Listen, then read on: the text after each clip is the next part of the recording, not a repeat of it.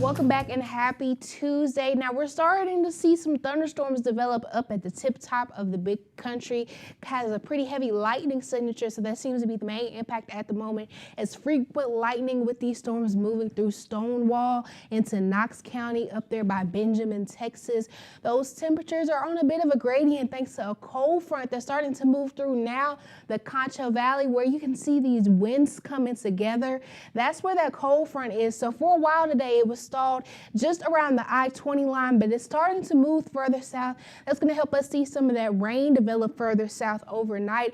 Up in the big country right now, locations like Anson and Albany down to the lower 50s at 54 degrees, 59 up in Abilene, and as you get further south ahead of that front, 70 even still here in San Angelo, 74 a little further south along I-10 and Junction Menard, that warm spot for us holding on to 76 degrees. Now overnight, most of us getting into the 50s up in the big country. Could see some locations like Big Spring and Snyder getting into those upper 40s, but the rest of us looking to be in the 50s. Abilene getting around 50 even. We're looking to get around 55 in San Angelo, 59 expected in Brady. That's going to be that warm spot for us, as well as Comanche. Now overnight, as you see, we're already seeing some thunderstorms develop up in the big country.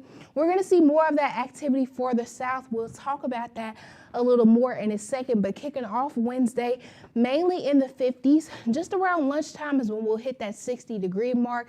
Really staying in the lower 60s, low to mid 60s tomorrow. So not warming up much from that 65-degree mark. We are still looking at another chance of some marginal level 1 risk thunderstorms, mainly in the big country and in some of those northern Concho Valley locations.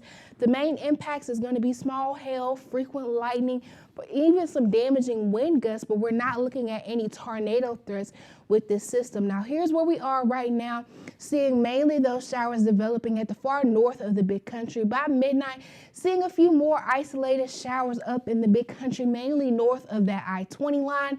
Getting into 6 o'clock, kicking off tomorrow morning, that's when we'll see some of those heavier thunderstorms up in the big country. So make sure you have that rain gear on hand if you're up in the big country.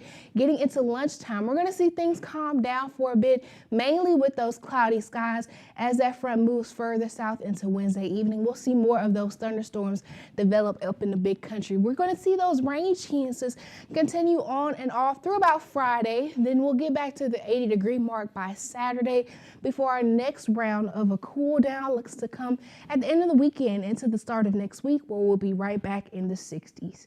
Back to you, Esmeralda.